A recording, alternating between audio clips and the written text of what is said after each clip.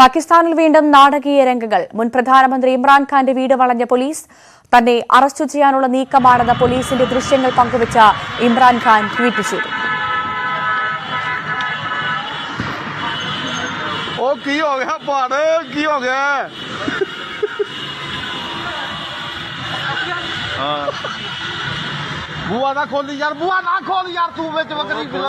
പാകിസ്ഥാൻ നാശത്തിലേക്ക് നീങ്ങുകയാണെന്ന് പിന്നീട് വാർത്താ സമ്മേളനത്തിൽ ഇമ്രാൻ ആരോപിച്ചു. അതേസമയം ഇമ്രാന്റെ അറസ്റ്റ് മെയ് 31 വരെ ഇസ്ലാമാബാദ് ഹൈക്കോടതി തടഞ്ഞ ഇന്ന് ഉത്തരവിറക്കിയിരുന്നു.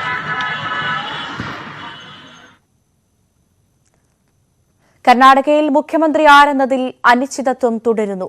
ഡൽഹിയിൽ തിരക്കിട്ട ചർച്ചകൾ തുടരുകയാണ്. കെ.സി. വേണുഗോപാലും ഡി.കെ. ശിവകുമാറും തമ്മിൽ ചർച്ച നടത്തുകയാണ്. നേരത്തെ രൺദീപ് സിംഗ് സുർജേവാലയും കെ.സി. വേണുഗോപാലും ഖർഗെയുടെ വീട്ടിലെത്തി ചർച്ച നടത്തിയിട്ടുണ്ട്. മുഖ്യമന്ത്രി ആരെന്നതിൽ നാളെ തന്നെ പ്രഖ്യാപനമുണ്ടാകുമെന്നാണ് ഹൈക്കമാൻഡ് പറയുന്നത്. ഇതിനായാണ് ചർച്ചകൾ രാത്രി വൈകിയും തുടരുന്നത്. നേരത്തെ ഡി.കെ. ശിവകുമാർ സഹോദരൻ ഡി.കെ. സുരേഷ് എംപിയുടെ ഡൽഹിയിലെ ഔദ്യോഗിക വസതിയിൽ എംഎൽഎമാരുമായി യോഗം ചേർന്നിരുന്നു. 12 എംഎൽഎമാരാണ് യോഗത്തിൽ പങ്കെടുത്തത്. മുതിർന്ന നേതാവ് എം.ബി. പാട്ടീലും ഖർഗെയുമായി ചർച്ച നടത്തിയിരുന്നു.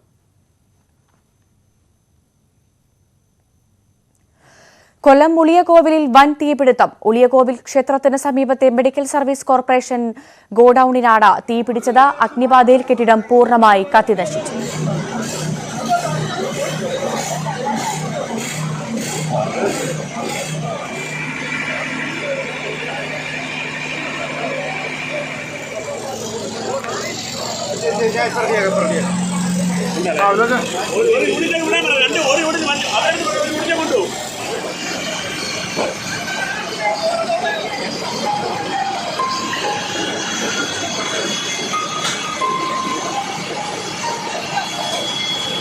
ഷാനോസ് ഡേവിഡ് ചേരുന്നുണ്ട് കൂടുതൽ വിശദാംശങ്ങളുമായി. ഷാനോസ്, ദൃശ്യങ്ങളിൽ നിന്ന് തന്നെ വ്യക്തമാണ് വലിയ തീപിടുത്തമാണ് ഉണ്ടായത് എന്ന കാര്യം. ഇപ്പോൾ തീ നിയന്ത്രണ വിധേയമാണോ? എന്താണ് സംഭവിക്കുന്നത്? വിശദാംശം. ഭവ്യ, ഏതാണ്ട് 8:30 മണിയോടുകൂടിയാണ് ഈ പ്രദേശത്ത് ഈ ഉളിയക്കോവിൽ എന്ന് പറഞ്ഞ സ്ഥലത്ത് ഗോഡൌണിൽ തീപിടുത്തം ഉണ്ടായത്. ഏതാണ്ട് 11 മണിയാവുമ്പോഴും തീപിടുത്തം പൂർണ്ണമായി ഇല്ലാതാക്കാൻ അഗ്നിശമന സേനയ്ക്ക് കഴിയാത്തൊരു സാഹചര്യമുണ്ട്. കാരണം തീ വ്യാപകമായി പടർന്നിരുന്നു. വലിയ ഉഗ്രശബ്ദത്തോടു കൂടിയാണ് തീപിടുത്തം ഉണ്ടായത്. ഇത് മരുന്ന് സംഭരണശാലയാണ്. അതോടൊപ്പം തന്നെ മരുന്ന് നിർമ്മാണവുമായി ബന്ധപ്പെട്ട നിരവധി കെമിക്കലുകളോട് സൂക്ഷിക്കുന്ന ഒരു പ്രദേശം കൂടിയാണ്. അതുകൊണ്ടാണ് വലിയ തരത്തിലുള്ള തീപിടുത്തം ഉണ്ടായത്. ഈ ഗോഡൌൺ പൂർണ്ണമായും കത്തി നശിക്കുന്ന സാഹചര്യം ഉണ്ടായിരിക്കുന്നു. 5 യൂണിറ്റ് ഫയർഫോഴ്സാണ് ആദ്യം സ്ഥലത്തെത്തിയത്. കൂടുതൽ ഫയർഫോഴ്സ് യൂണിറ്റുകൾ എത്തിക്കാനുള്ള ശ്രമം ഇപ്പോഴും നടന്നുകൊണ്ടിരിക്കുകയാണ്. ഈ മെഡിക്കൽ സർവീസ് കോർപ്പറേഷന്റെ ഗോഡൌൺ ആണിത്. ഇതിന് തൊട്ടടുത്തായിട്ട് തന്നെ മറ്റു ചില കെമിക്കലുകൾ സൂക്ഷിക്കുന്ന സ്ഥലം കൂടിയുണ്ട്. അവിടേക്ക് കൂടി തീ പടരാനുള്ള സാഹചര്യം മുന്നിൽ കണ്ടുകൊണ്ടാണ് ഫയർഫോഴ്സ് വലിയ വേഗത്തിൽ തന്നെ തീ അണയ്ക്കാനുള്ള ശ്രമങ്ങൾ നടത്തുന്നത്. പക്ഷേ അത് പൂർണ്ണമായി വിജയിക്കുന്ന ഒരു സാഹചര്യമല്ല ഉള്ളത്. കാരണം ഈ വലിയ തോതിൽ പടരുന്നു. അത് തീ അണയ്ക്കാൻ. ഷാനോസ്, ഈ ഇപ്പോൾ പറഞ്ഞു മെഡിക്കൽ സർവീസ് കോർപ്പറേഷന്റെ ഗോഡൌണിനാണ് തീ പിടിച്ചതെന്ന്. സ്വാഭാവികമായും മെഡിക്കൽ ഉപകരണങ്ങളൊക്കെ ഉണ്ടാകും. അത് ഈ മരുന്നുകളുമായി ബന്ധപ്പെട്ട ഒരുപാട് വസ്തുക്കൾ ഉള്ള ഒരു സ്ഥലമാണ്. അപ്പൊ അതുകൊണ്ട് തന്നെ വലിയൊരു സ്ഫോടനത്തിനുള്ള സാധ്യതയാണ് എന്തായാലും ഈ ഫയർഫോഴ്സിന്റെ ഒരു വലിയ ഇടപെടൽ കൊണ്ട് ഇല്ലാതായത് എന്ന് തന്നെ വേണമെങ്കിൽ പറയാം. അപ്പോൾ ഈ ഗോഡൌണിൽ ആരെങ്കിലും ഉണ്ടായിരുന്നോ ഈ ഒരു സമയത്ത്, തീപിടുത്തത്തിന്റെ സമയത്ത്? ഈ വൈകുന്നേരം 5 മണിയോടുകൂടി ഗോഡൌണിലെ ജീവനക്കാരടക്കം സാധാരണ മടങ്ങി പോകാറുണ്ട്. അതുകൊണ്ടാണ് ആളപായം അടക്കമൊന്നും റിപ്പോർട്ട് ചെയ്തിട്ടില്ല. അതൊരു ആശ്വാസ വാർത്ത തന്നെയാണ്. ഇത്രയും വലിയ തീപിടുത്തം ഉണ്ടാകുമ്പോഴും അത്തരത്തിലൊരു ആൾനാശമൊന്നും ഉണ്ടാകാതെ ഇരിക്കുന്ന ഒരു സാഹചര്യമുണ്ട്. അത് ആശ്വാസ വാർത്ത തന്നെയാണ്. പക്ഷെ തീ സാധാരണയേക്കാൾ വലിയ തരത്തിൽ ഇത്രയും ഈ 2 മണിക്കൂറുകൾ കൊണ്ട് അല്ലെങ്കിൽ 3 മണിക്കൂറുകൾ കൊണ്ട് തീ കെടുത്താൻ കഴിയാത്തൊരു സാഹചര്യമുണ്ട്. കാരണം ഈ കെമിക്കലുകൾ തീ പിടിച്ചു എന്നുള്ളതാണ് ഒരു പ്രധാനപ്പെട്ട കാര്യം. അതുകൊണ്ട് തന്നെ തീ പൂർണ്ണമായും നിയന്ത്രണ വിധേയമാക്കാൻ വേണ്ടി ഫയർഫോഴ്സ് യൂണിറ്റ് കഴിഞ്ഞില്ല. 5 യൂണിറ്റുകൾ നിരന്തരം ശ്രമിച്ചുകൊണ്ടിരിക്കുകയായിരുന്നു. അതിനുശേഷം കൂടുതൽ ഫയർഫോഴ്സ് യൂണിറ്റുകളെ സ്ഥലത്ത് എത്തിക്കാനുള്ള പ്രവർത്തനങ്ങൾ ഇപ്പോഴും നടന്നു വരികയാണ്. എത്രയും വേഗം ഈ തീ അണയ്ക്കാൻ ഈ നിയന്ത്രണ വിധേയമാക്കാൻ, അതായത് ഇപ്പോഴും തീ അണയ്ക്കാനുള്ള ശ്രമം നടന്നു വരികയാണല്ലേ? അതോടൊപ്പം തന്നെ എന്താണ് ഈ ഒരു തീപിടുത്തത്തിനുള്ള കാരണമെന്ന ഒരു പ്രാഥമിക വിവരം എന്തെങ്കിലും പുറത്തു വരുന്നുണ്ടോ? ഇല്ല, തീപിടുത്തം എങ്ങനെ ഉണ്ടായി എന്നതിനെ സംബന്ധിച്ച്, അത് ഏത് രൂപത്തിലാണ് തീ പടർന്നതെന്ന് സംബന്ധിച്ച് കൃത്യമായൊരു വിവരം ഇപ്പോഴും പുറത്തു വന്നിട്ടില്ല എന്നുള്ളതാണ്. കാരണം ഇത് കെമിക്കലുകൾ അല്ലെങ്കിൽ മരുന്ന് മറ്റ് സാധന സാമഗ്രികൾ സൂക്ഷിക്കുന്ന ഒരു സ്ഥലമായതുകൊണ്ട് അതെങ്ങനെ നമ്മൾ സാധാരണ പറയാനുള്ള ഒരു ഷോർട്ട് സർക്യൂട്ട് പോലും ഉണ്ടായി എന്ന് നമുക്ക് ഒരു പ്രാഥമികമായി പോലും പറയാൻ കഴിയാത്തൊരു സാഹചര്യമാണുള്ളത്. കാരണം കെമിക്കലുകൾ സൂക്ഷിക്കുന്ന സ്ഥലം, മരുന്ന് സൂക്ഷിക്കുന്ന സ്ഥലം, അതുപോലെ തന്നെ എന്തെങ്കിലും തരത്തിലുള്ള പെട്ടെന്ന് തീ പിടിക്കാൻ സാധ്യതയുള്ള സാധനങ്ങളൊക്കെ സൂക്ഷിച്ചിട്ടുണ്ടാവാം എന്നാണ് നമ്മൾ കരുതുന്നത്. അതുകൊണ്ട് തന്നെ തീപിടുത്തം എങ്ങനെ ഉണ്ടായി എന്ന് സംബന്ധിച്ച് കൃത്യമായൊരു കാര്യം പറയാൻ കഴിയാത്തൊരു സാഹചര്യമാണ് ഇപ്പോൾ ഉള്ളത്. എന്തായാലും തീ എത്രയും വേഗം അണയ്ക്കാനുള്ള ശ്രമങ്ങളാണ് ഫയർഫോഴ്സിന്റെ ഭാഗത്തു നിന്ന് നടന്നുകൊണ്ടിരിക്കുന്നത്. എത്രയും വേഗം തീ അണയ്ക്കാൻ കഴിയുമെന്നാണ് പ്രതീക്ഷിക്കുന്നത്. പക്ഷേ ഇപ്പോഴും കൂടുതൽ ഫയർഫോഴ്സ് യൂണിറ്റിനെ സ്ഥലത്ത് എത്തിക്കാനുള്ള ശ്രമങ്ങളാണ് നടത്തുന്നത്. എന്തായാലും നിലവിൽ ആ ഒരു കെട്ടിടം, അതായത് ആ ബിൽഡിംഗ് പൂർണ്ണമായി കത്തി നശിക്കുന്ന ഒരു സാഹചര്യമാണ് ഉണ്ടായിരിക്കുന്നത്. കൂടുതൽ ഫയർഫോഴ്സിനെ സ്ഥലത്ത് എത്തിച്ചുകൊണ്ട് തീ നിയന്ത്രണ വിധേയമാക്കാനുള്ള ശ്രമങ്ങൾ സജീവമായി നടക്കുന്നു എന്നുള്ളതാണ് ഈ സമയത്ത് ഏറ്റവും പ്രധാനമായി ചൂണ്ടിക്കാണിക്കാനുള്ളത്. ഷാനോസ് ഡേവിഡാണ് കൊല്ലത്ത് നിന്നും വിശദാംശങ്ങൾ പങ്കുവച്ചത്. തിരുവനന്തപുരം പൂജപ്പുരയിലെ ഒബ്സർവേഷൻ ഫോമിൽ 17-കാരൻ തൂങ്ങി മരിച്ച നിലയിൽ വൈകിട്ട് 6 മണിയോടെയാണ് മുറിയിലെ ജനൽ കമ്പിയിൽ തൂങ്ങിയ നിലയിൽ കണ്ടത്. ട്രെയിനിലെ മോഷണത്തിന് പിടിക്കപ്പെട്ടാണ് ഒബ്സർവേഷൻ ഹോമിലെത്തിയത്.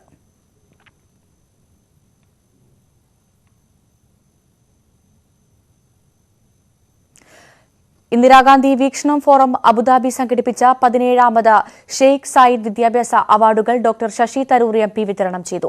305 കുട്ടികൾക്കാണ് ഇത്തവണ അവാർഡുകൾ നൽകി ആദരിച്ചത്. അബുദാബിയിലെ എല്ലാ ഇന്ത്യൻ സ്കൂളുകളിൽ നിന്നും 10-12 ക്ലാസുകളിൽ എല്ലാ വിഷയങ്ങൾക്കും A+ഉം 95% മാർക്കും നേടിയവരെയാണ് അവാർഡിനായി പരിഗണിച്ചത്. Pranav Rajesh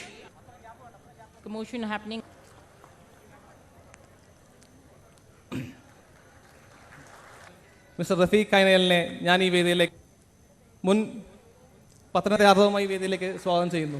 It really is a pleasure for me to be with all of you here today for the 17th Sheikh Zayed Memorial Education Award organized by the Indira Gandhi Vikshanam Forum. +2 ക്ലാസുകളിൽ ഉന്നത mark നേടിയ Asian international സ്കൂളിലെ വിദ്യാർത്ഥികൾക്ക് സ്വർണ്ണ medal സമ്മാനിച്ചു. Hana Fathima Ashraf, Fatima Azmin Mohammed Arif, Indian School to be ready. Alex Abhilash, Pranav Rajesh. Prem Naseer സുഹൃത്ത് സമിതി GCSEയുടെ 15ാമത് stage show Sharjah Al നാദയിലുള്ള മിയാമാൾ നൊസ്റ്റോയിൽ അരങ്ങേറി. UAEയിലെ 60ഓളം കലാകാരന്മാർ വ്യത്യസ്തങ്ങളായ കലാവിരുന്നുമായി കാണികളെ ആവേശഭരിതരാക്കി. ഭിന്നശേഷി വിഭാഗത്തിലുള്ള കുട്ടികളുടെ വൈവിധ്യമാർന്ന കലാപ്രകടനങ്ങളും വേദിയിൽ അരങ്ങേറി.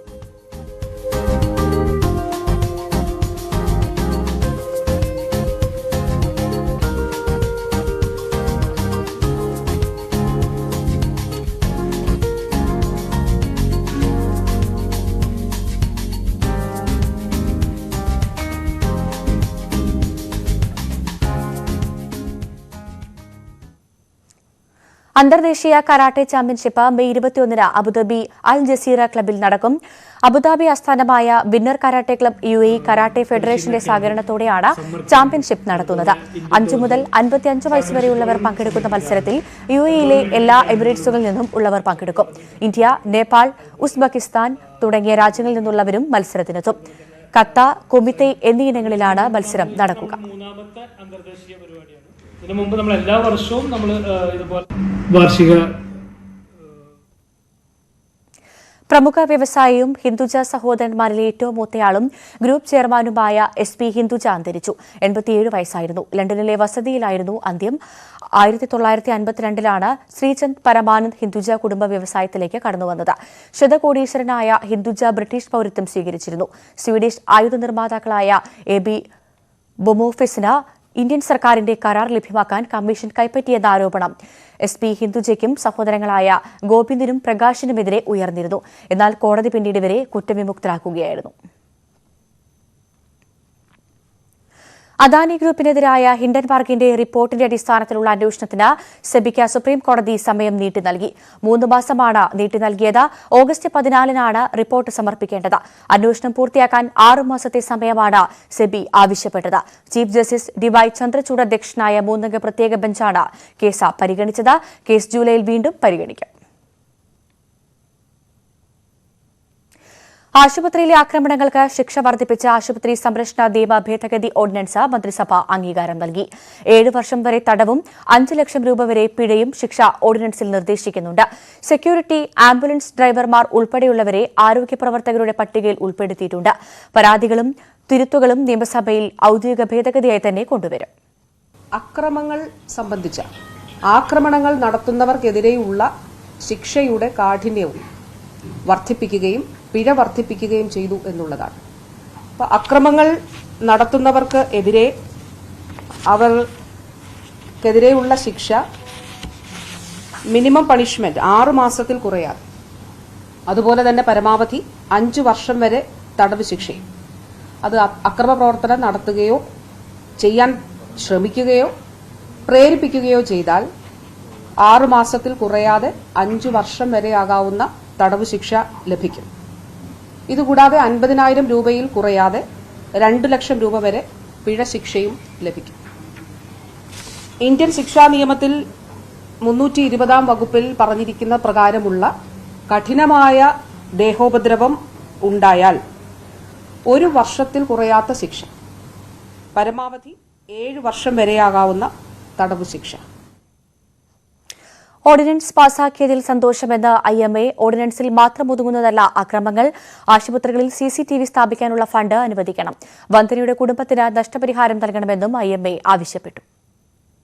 ആശുപത്രികളെ സംരക്ഷിത മേഖലകളായി പ്രഖ്യാപിക്കുവാനുള്ള ഈ ഓർഡിനൻസിൽ ഉൾപ്പെടാത്ത തരത്തിലുള്ള ആണെങ്കിൽ അത്തരത്തിലൊരു ഓർഡർ, നിലവിലുള്ള ഓർഡർ പരിഗണിക്കപ്പെടുകയും അത് നടപ്പിലാക്കുകയും പുതിയ ക്ലോസസ് അതിനകത്ത് ഉൾപ്പെടുത്തിക്കൊണ്ട് ഗവൺമെൻറ് ഓർഡറായിട്ട് അത് വരിക, അത് നടപ്പിലാക്കുകയും വേണം എന്നുള്ളതാണ് പ്രാഥമികമായിട്ട് ഈ കാര്യത്തിൽ ഞങ്ങൾക്ക് പറയാനുള്ളത്.